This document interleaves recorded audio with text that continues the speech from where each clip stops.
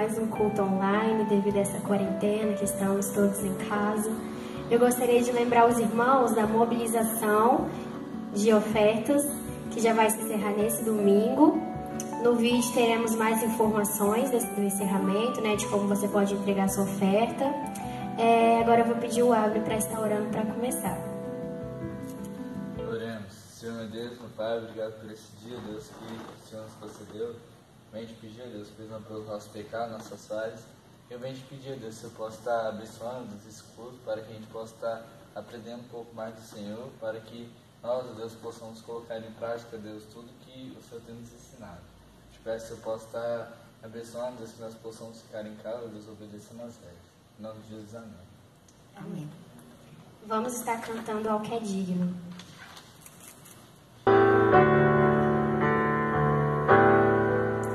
Ao que é digno de receber a glória, ao que é digno de receber louvor, ao que é digno de receber a glória, ao que é digno de receber louvor. Levantemos nossos mãos e adoremos a Jesus.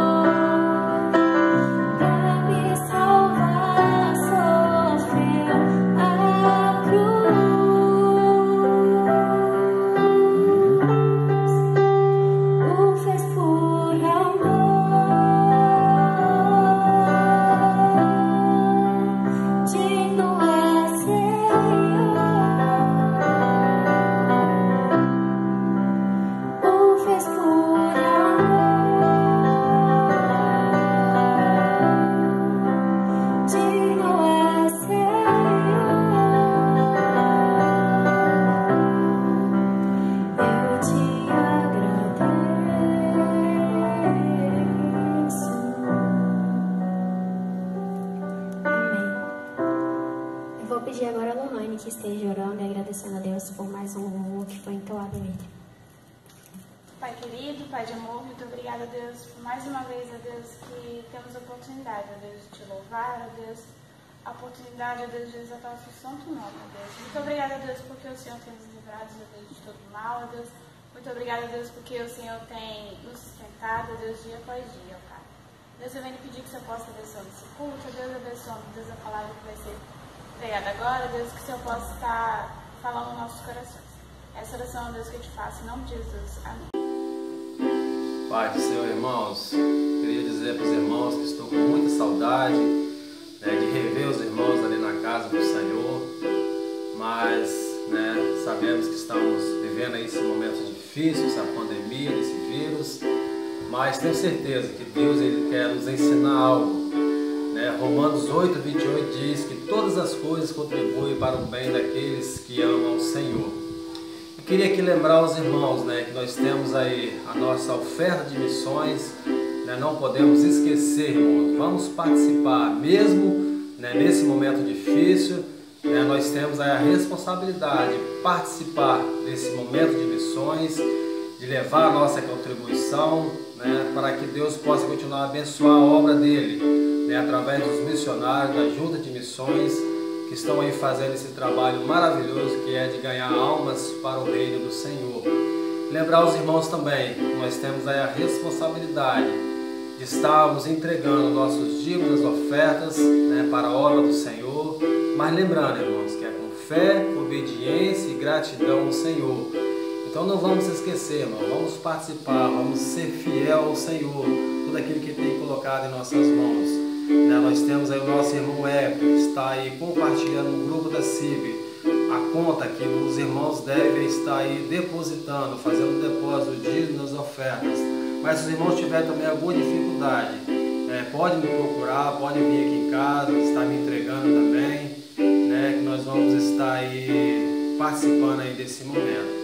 Queria deixar aqui a paz para os irmãos e que logo mais possamos estar juntos ali na casa do Senhor, de novo em comunhão, louvando e glorificando o nome do Senhor. Mas nesse período, irmão, não esqueça, você e sua família têm a responsabilidade de estar em casa, nos lares, fazendo culto doméstico, para que as famílias possam crescer ainda mais na graça e no conhecimento do Senhor Jesus. Fica aí a paz para os irmãos, que Deus possa continuar a abençoar a cada um. Então, a aplicação da justiça de Deus, ela se dá na justificação que aconteceu lá na cruz do Calvário por meio de Jesus Cristo. Como assim essa justificação aconteceu por meio de Jesus Cristo? Porque Jesus Cristo pagou a dívida a qual nós devíamos, porque todos nós somos declarados pecadores diante de Deus, porque todos os homens pecaram, e Jesus Cristo tomou sobre ele esses pecados, os nossos pecados, os pecados daqueles que nasceram antes dele vir ao mundo, crendo nele, e os pecados daqueles que viriam após eles e haveriam de crer nele. E, como diz aqui, temos sido, pois, justificados pela fé, temos paz com Deus. E uma das consequências da justificação é a paz com Deus. Porque antes de sermos justificados, nós éramos inimigos de Deus. Nós lutávamos contra Deus. Muitas vezes as pessoas não têm a consciência, de que estavam lutando contra Deus, que era inimigo de Deus porque fazia justamente aquilo que Deus detesta, aquilo que Deus odeia. Então nós éramos inimigos de Deus, e a partir do momento que nós fomos justificados por meio do sacrifício de Jesus, nós passamos a ter paz com Deus. Nós passamos a não mais estar em guerra com Deus. E essa justificação implica na justiça, na aplicação da justiça de Deus, que o homem pecador ele é declarado justo diante de Deus por meio do sangue de Jesus. Mas como vem essa justificação? Ela se dá por meio da graça. E o que seria a graça? A graça é o reconhecimento desse sacrifício de Jesus. Reconhecemos que nós é que deveríamos estar no lugar dele, não ele ter sofrido aquela sentença de morte.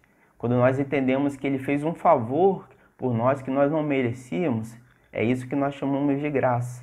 Um favor imerecido realizado por Jesus Cristo por nós na cruz. E nós só conseguimos reconhecer isso por meio da fé.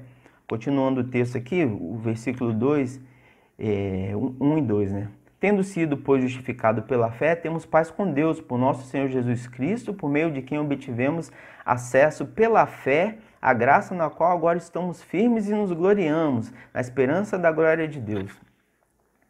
Então nós temos aqui a justificação, que nos traz a paz com Deus, e tendo paz com Deus, nós não somos mais inimigos de Deus. Isso só acontece quando reconhecemos o sacrifício de Jesus na cruz, entendemos a graça, né, que foi esse favor imerecido de Jesus por nós na cruz, que morreu em nosso lugar.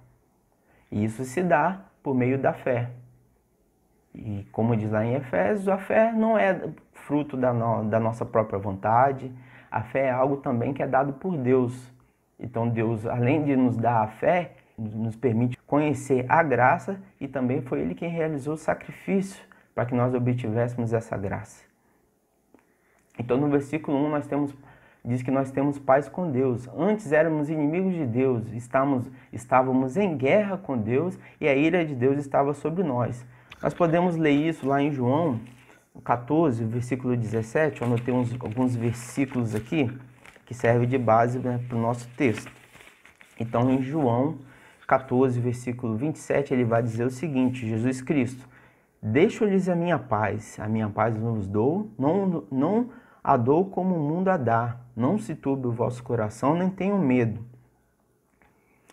Então, Jesus dá uma paz diferente da paz do mundo, não é uma paz que é ausência de guerra, não é uma paz, por exemplo, a partir de amanhã estaremos em paz, quer dizer que não vai existir mais doença, não vai existir mais guerra, não vai existir mais atrito. Não, a paz que Jesus dá é uma paz de espírito, é aquela paz que mesmo estando em meio a essa doença, em meio a essa pandemia, nós nos sentimos bem com Deus, porque sabemos que estamos buscando fazer aquilo que agrada a Deus. Também podemos conferir, logo um pouco atrás aí, em Romanos, no capítulo 3, no verso 10, Paulo vai dizer o seguinte: como está escrito, não há nenhum justo, nenhum sequer, ninguém que entenda a Deus e ninguém que busque a Deus. Todos se desviaram e tornaram-se inúteis, não há ninguém que faça o bem, não há um sequer. Então, o entendimento que Paulo traz é que todos nós, toda a humanidade precisa de justificação. E a justificação é a única maneira de encontrarmos a paz com Deus. E essa paz não é a paz como o mundo a dá, como Jesus disse aí em João 14, 27. É a paz diferente do mundo, é a paz que nos livra do medo. É a paz onde nós passamos por dificuldades, mas não tememos porque sabemos que Ele está conosco. Mas ainda aí no versículo 2, ele vai dizer o seguinte, que tendo a paz, nós tendo sido justificados, temos essa paz com Deus, por meio de quem obtivemos acesso pela fé a essa graça, na qual agora estamos firmes. Ou seja, além de nós estarmos em paz com Deus, nós estamos na graça de Deus, estamos firmes na graça de Deus. O que é estar firme na graça de Deus? É ter a convicção do sacrifício de Jesus. Nós fomos introduzidos na presença de Deus a partir do momento que nós fomos justificados. Quando Jesus morreu naquela cruz, o véu do templo que separava, onde o sacerdote se apresentava diante da presença de Deus, se rasgou, demonstrando ali, simbolizando que nós tivemos acesso direto ao Pai. Essa é uma representação da graça de Deus. Essa palavra aqui que nós obtivemos acesso pela fé a essa graça, na qual agora estamos firmes, é que nós precisamos ter em mente, que nós agora temos acesso direto a Deus a partir do momento que nós fomos justificados por Jesus Cristo. E não é por mérito próprio essa graça. Podemos ver lá em Efésios, no capítulo 3, os versos de 10 a 12.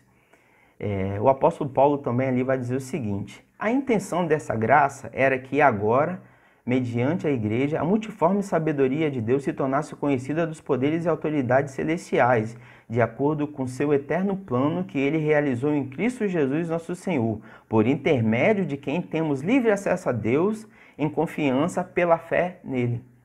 Ou seja, repetindo o que está escrito aqui em Romanos, Paulo, quando escreve ao Efésios, ele deixa claro que nós temos a livre acesso a Deus por meio da graça, mediante a fé em Jesus Cristo, que foi um plano de Deus que assim se cumprisse.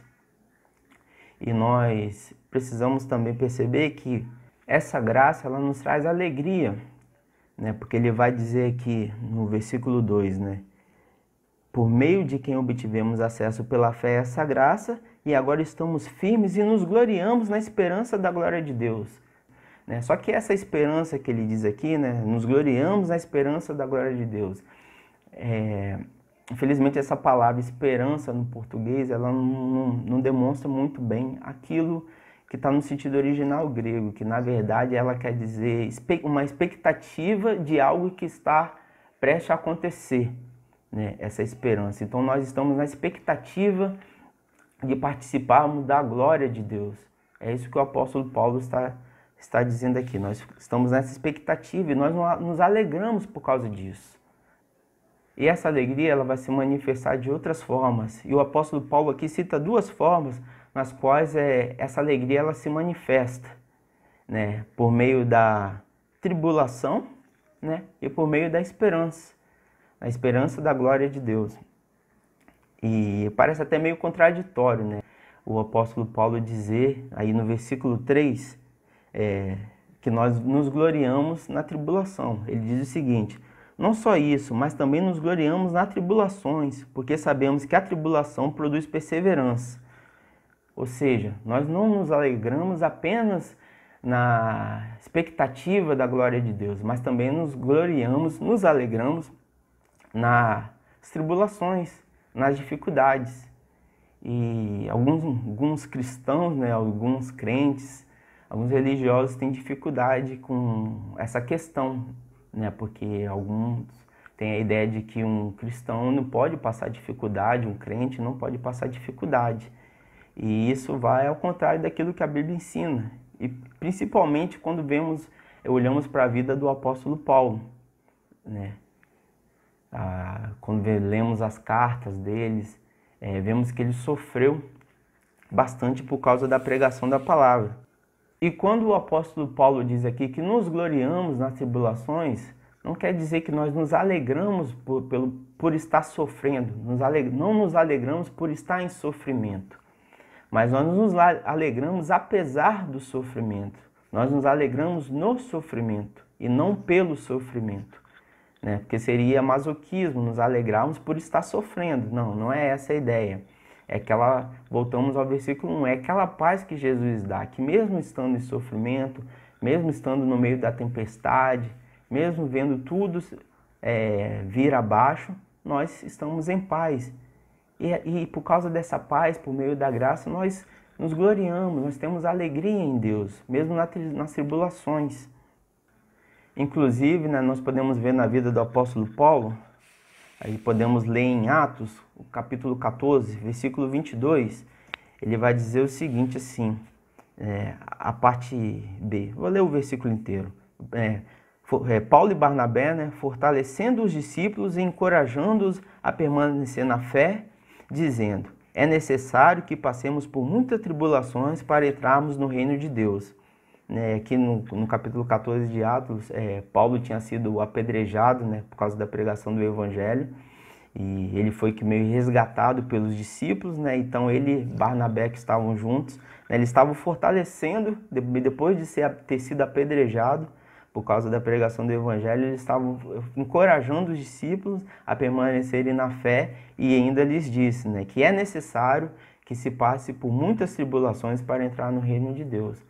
E tão diferente do que é dito por aí, que o cristão ele não sofre, o crente ele não sofre, aquele que crê em Deus, que é fiel a Deus, não sofre, isso não é bíblico.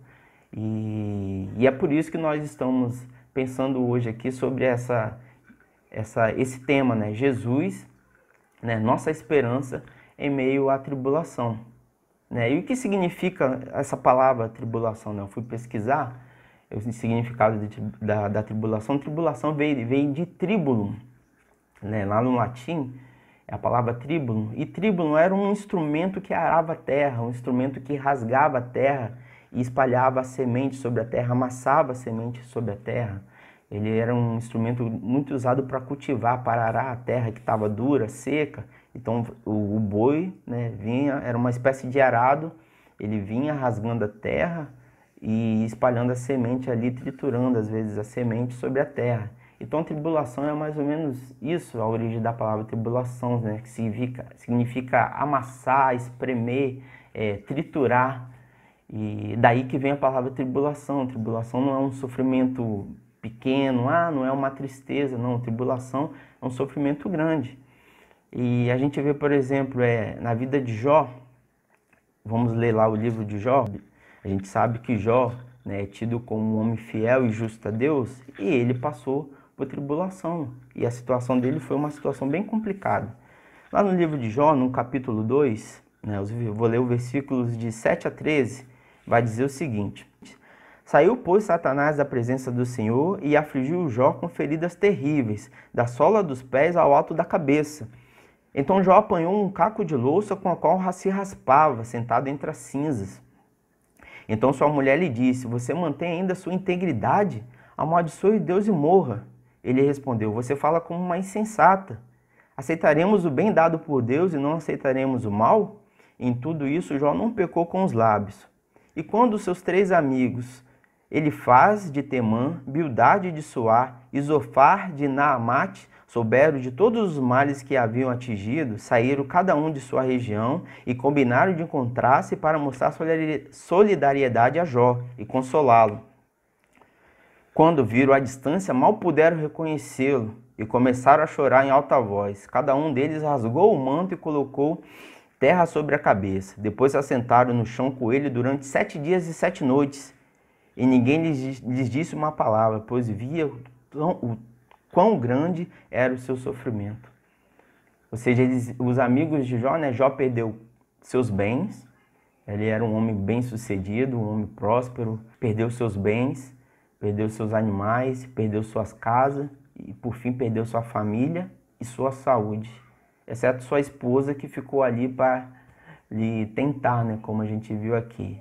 E mesmo assim, Jó, né, reconheceu que tudo que ele tinha não era por merecimento, né? Aí é que entra a graça. Jó reconheceu que ele não merecia o bem dado por Deus. E aí ele responde à sua esposa, né? Aceitaremos o bem de Deus e não aceitaremos o mal, né? Em tudo isso, Jó não pecou com os lábios. E os seus amigos, quando chegaram, não reconheceram o tamanho era o problema, né, de saúde que estava sobre ele.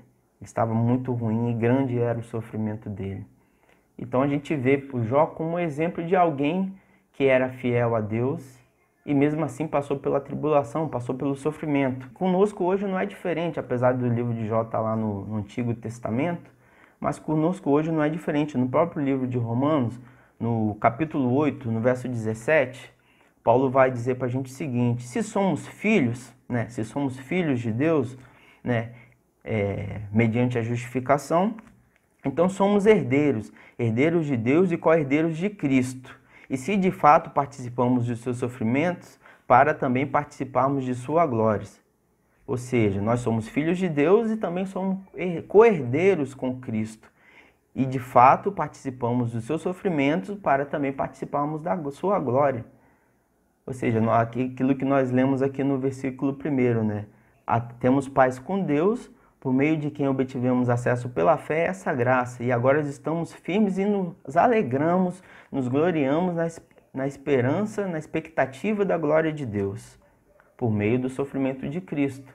Se Cristo, que era um homem que veio sem pecado, sofreu, padeceu, né, como diz lá em Isaías 53, né, Deus se agradou em moê-lo para justificação dos nossos pecados, quanto mais nós, que somos pecadores, também passaremos pelo sofrimento. Só que Paulo diz aqui, no versículo 3, que nós devemos passar pelas tribulações com alegria, né?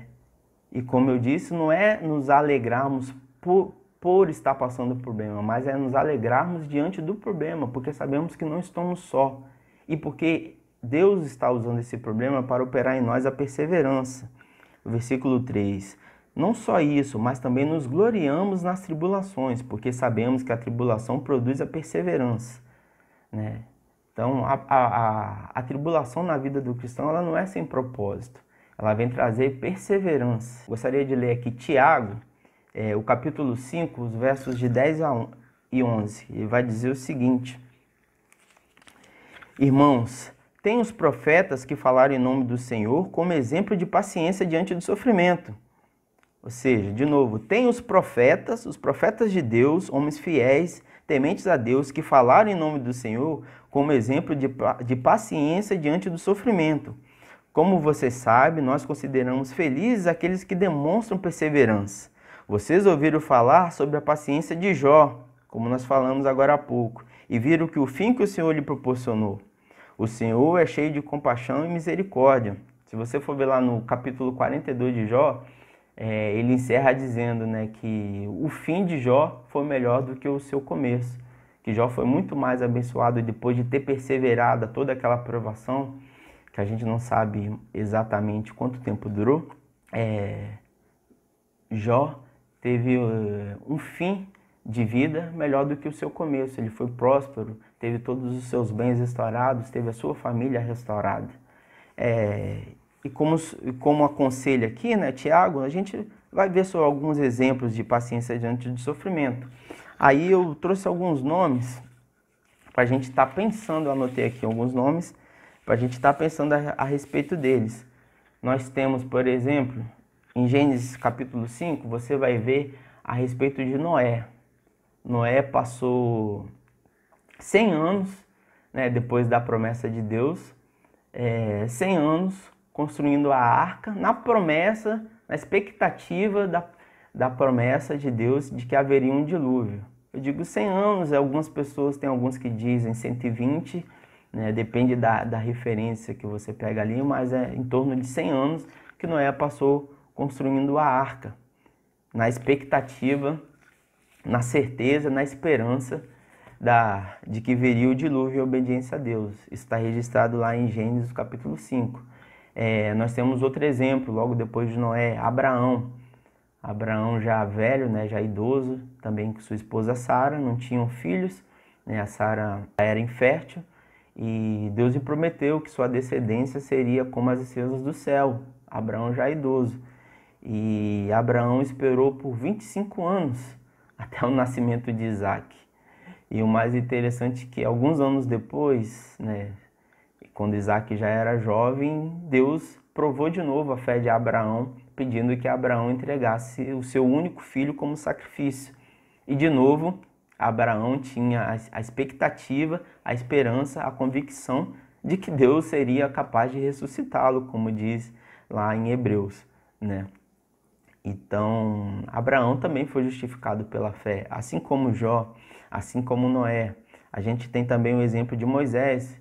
Moisés que saiu com o povo do Egito e perseverou com o povo pelo deserto durante 40 anos, na esperança, na expectativa de ver a glória da terra prometida. E ele perseverou esses 40 anos, mas acabou, por fim, não entrando na terra prometida. Quem entrou foi Josué. A gente também tem no Novo Testamento, a gente tem o cego de nascença, e esse é um caso muito interessante, porque lá no capítulo 9 de João, fala a respeito de um cego de nascença. Jesus estava passando e tinha um cego de nascença, né? E os seus discípulos lhe perguntaram: Senhor, quem foi que pecou para que esse homem nascesse cego? E Jesus lhe disse que aquela cegueira não era resultado do pecado, aquela cegueira era para a glória de Deus. Então nós aprendemos aqui que muitas vezes a tribulação, né, a dificuldade, os problemas surgem também para a glória de Deus. E a gente não vê isso só com o cego de nascença, não. Aconteceu também com Lázaro. Né, Lázaro ficou doente, né, Lázaro, amigo de Jesus, irmão de Maria e de Marta, ficou doente. Foi avisado a Jesus, né, na expectativa de que ele fosse lá visitar Lázaro, talvez pudesse curá-lo, e Jesus não tomou essa iniciativa, aguardou até a morte de Lázaro, e só apareceu lá no 4º dia.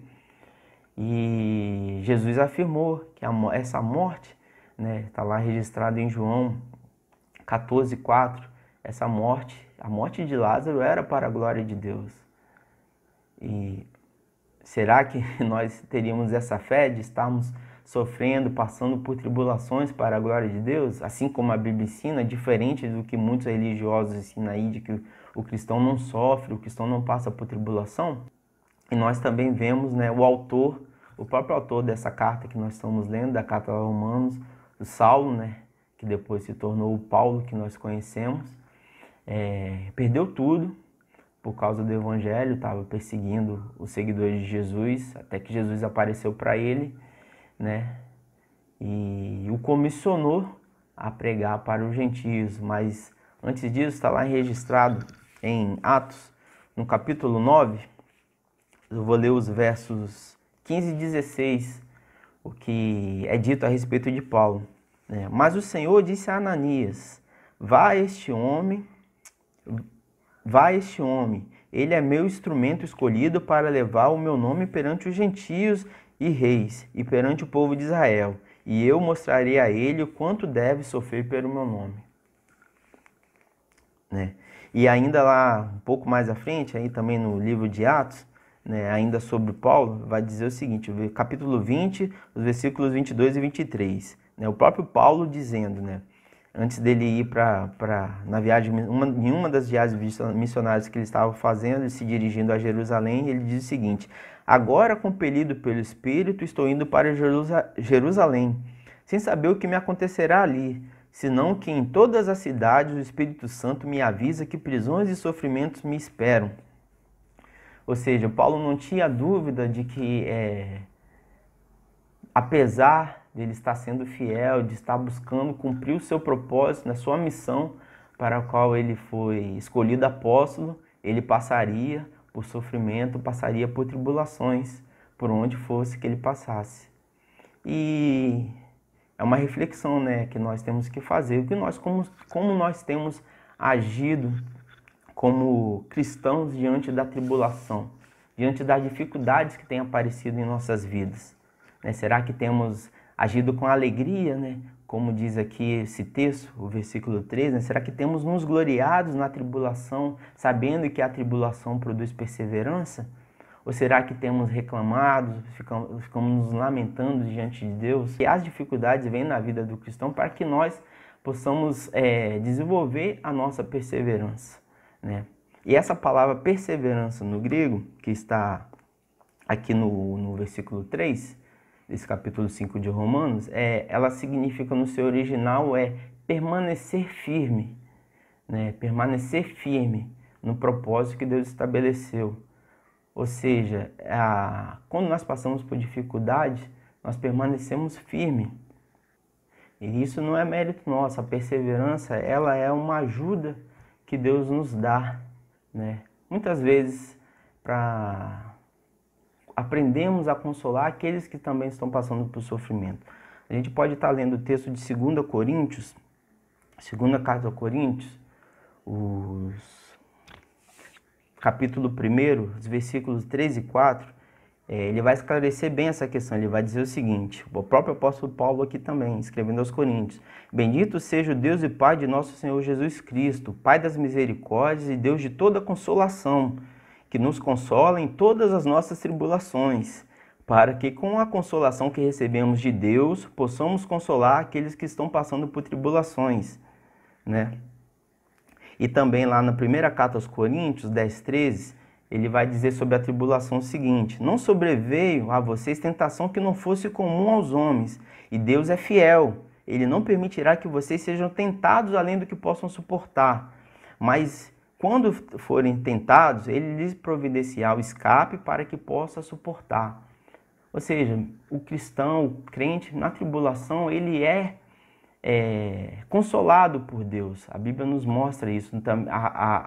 A firmeza, a perseverança também não é mérito nosso, assim como a fé e a graça, que nos dá a paz com Deus e nos proporciona essa alegria em meio à tribulação, porque nós temos a esperança da promessa de Deus de que Ele estará sempre conosco, de que nós obtivemos a salvação, que nós somos justificados por meio da fé, nós temos essa alegria mesmo na tribulação.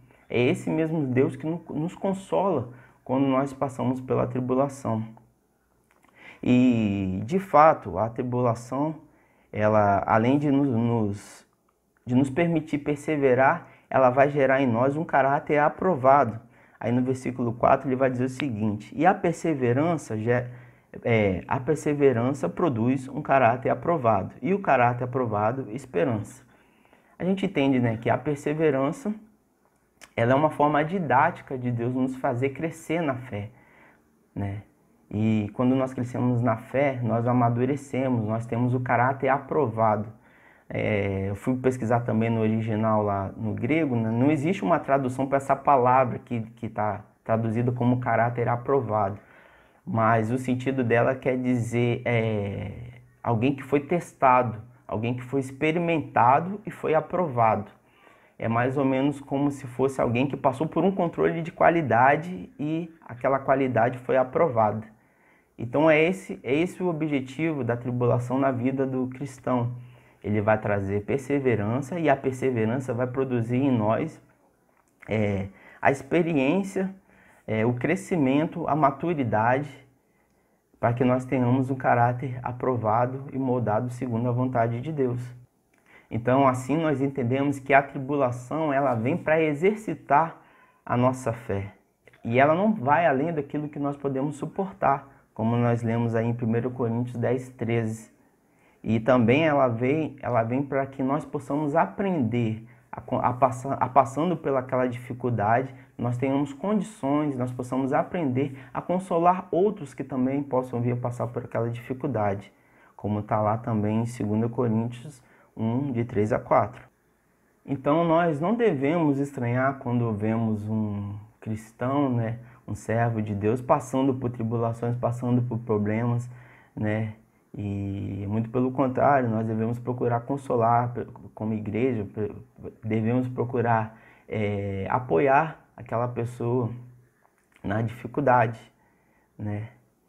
Porque, como foi dito, né, nós não devemos nos alegrar no problema, mas nos alegrar apesar do problema, né? E não é tão fácil assim, nós somos falhos, nós somos humanos, e nós precisamos estar sempre na dependência de Deus, estar sempre introduzidos na graça de Deus, como é dito aqui no versículo 1, para podermos nos gloriar apesar das tribulações. E como nós citamos aqui vários, né, personagens bíblicos, né, que perseveraram, passaram por provações, perseveraram, tiveram seu caráter aperfeiçoado, nós muitas vezes passamos, nós temos experiências pessoais, eu mesmo tenho experiência, acredito que cada um dos que estão me ouvindo nesse momento tem, se eu vou parar para pensar, tem uma experiência, eu passei por aquilo e por ter passado por aquilo, eu aprendi a ser uma pessoa melhor, eu aprendi que eu poderia ajudar uma outra pessoa mais tarde que passou pelo mesmo problema, né?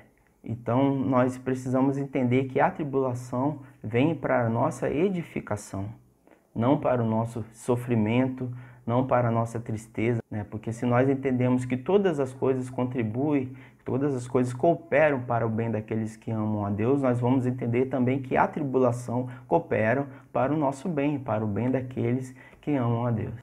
E continuando aqui no versículo 4, né? A perseverança produz um caráter aprovado, e o caráter aprovado produz a esperança, né? Como foi dito, essa esperança, na verdade, ela é uma expectativa de algo que está prestes a acontecer, né? Que no caráter, quando nós temos a nossa vida, o nosso caráter trabalhado por Deus, temos a experiência, né? Como a tradução João Ferreira de Almeida traz, né?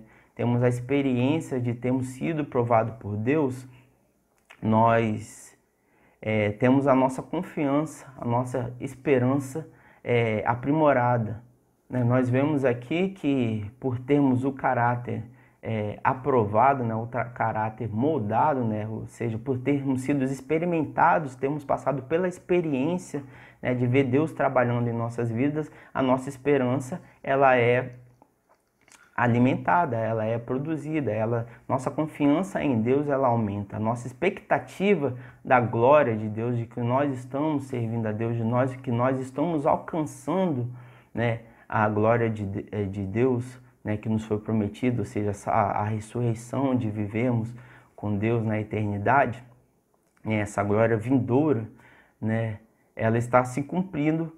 Nós temos sido moldados por Deus, né, o nosso caráter, porque nós perseveramos em meio à tribulação na qual nós nos gloriamos.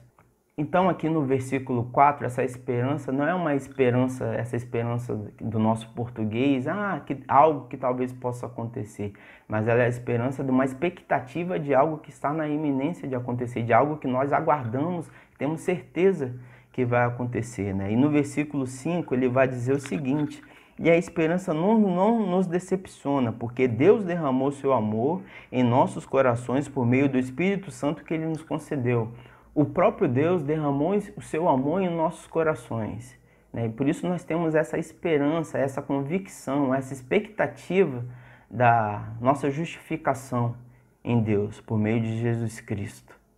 E apesar da tribulação, apesar das dificuldades, nós nos gloriamos em Deus.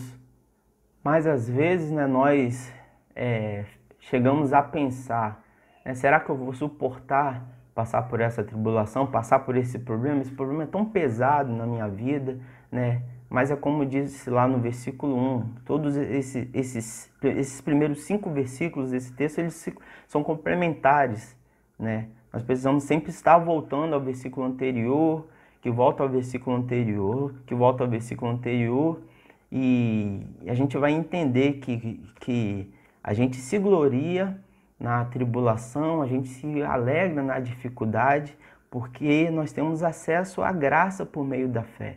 Então muitas vezes a gente está muito triste, está achando que não vai aguentar, não vai suportar, mas nós precisamos lembrar que nós temos acesso a Deus. Nós podemos chegar diante dele, expor a nossa dificuldade. E como disse antes, é o próprio Deus que vai nos consolar, que vai nos ajudar a perseverar em meio à dificuldade, que vai nos dar o apoio que nós precisamos, o suporte que nós precisamos. E crendo que nós não teremos uma dificuldade, uma tentação, uma tribulação maior do que aquilo que nós podemos suportar. Então, nós vimos até aqui que a fé, né, fazendo um resumo desses 5 primeiros versículos, que a fé nos capacita para a graça de Deus, e a graça, né, que é o reconhecimento daquele sacrifício feito por Jesus na cruz e que nós não merecíamos, que deveríamos ser nós naquele lugar. É essa graça que nos permite sermos justificados quando aceitamos por meio da fé o sacrifício de Jesus na cruz por nós em nosso lugar. E a partir do versículo 6, nós vamos ver que nós fomos salvos da ira de Deus por meio da justificação, e essa justificação é que nos dá a reconciliação com Deus, né? E por meio dessa reconciliação que nós temos a esperança da glória futura com Deus. Vamos ler aqui. A partir do versículo 6 vai dizer o seguinte: de fato, no devido tempo, quando ainda éramos fracos, Cristo morreu pelos ímpios. Dificilmente haverá alguém que morra por um justo, embora um homem bom, talvez alguém tenha coragem de morrer. Mas Deus demonstra o seu amor para nós, em que Cristo morreu em nosso lugar, quando nós ainda éramos pecadores. Agora fomos justificados por seu sangue, muito mais ainda por meio dele seremos salvos da ira de Deus. Se quando éramos inimigos de Deus, fomos reconciliados com ele mediante a morte de seu Filho, quanto mais agora, tendo sido reconciliados, seremos salvos por meio da sua vida. Não apenas isso, mas também nos gloriamos em Deus, por meio de nosso Senhor Jesus Cristo, mediante a quem agora recebemos a reconciliação. Então, se você ainda não foi justificado, se você entende que você não passou por esse processo de reconhecer que Jesus morreu em seu lugar e que você precisa aceitar que era você que deveria estar ali e que você não mereceu esse sacrifício que foi feito e você deseja que ter paz com Deus, deseja deixar de ser inimigo com Deus, porque a Bíblia nos diz que todos aqueles que são inimigos de Deus, a ira de Deus está sobre eles. A gente vai ver lá em João 3,36, vai dizer o seguinte: quem crê no Filho tem a vida eterna, já quem rejeita o Filho não verá a vida, mas a ira de Deus sobre eles permanece. Né?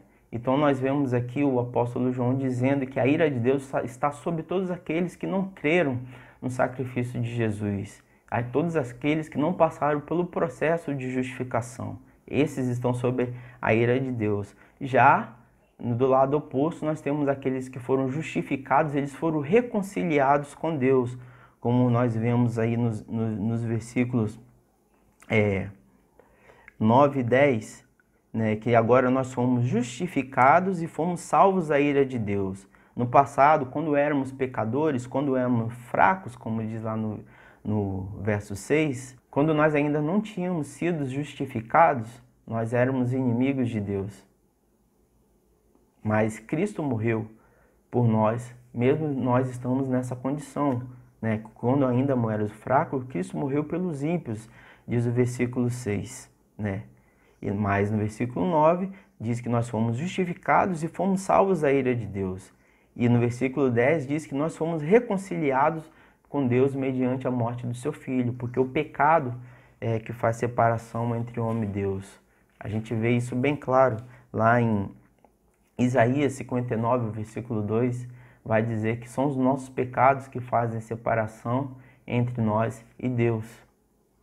Então talvez se você ainda não passou por esse processo de reconhecer, né, o sacrifício de Jesus na cruz, que ele morreu em seu lugar para que você fosse justificado, você possa estar avaliando isso em seu coração, que você possa estar refletindo sobre isso e possa estar colocando sua vida diante de Deus para que ele lhe dê fé, para que você possa crer e crendo você venha a ser introduzido pela graça a essa justificação e tenha essa alegria, essa esperança da salvação em Cristo Jesus e seja reconciliado com Deus. Essa é a mensagem para essa noite. Espero que Deus complete aos corações de cada um nessa mensagem e que os irmãos possam ter um bom resto de semana. Lembrando que esse final de semana nós temos a oferta de missões, nós teremos o domingo de Páscoa. Então, desde já, eu desejo uma boa Páscoa a todos, na paz do Senhor. Amém.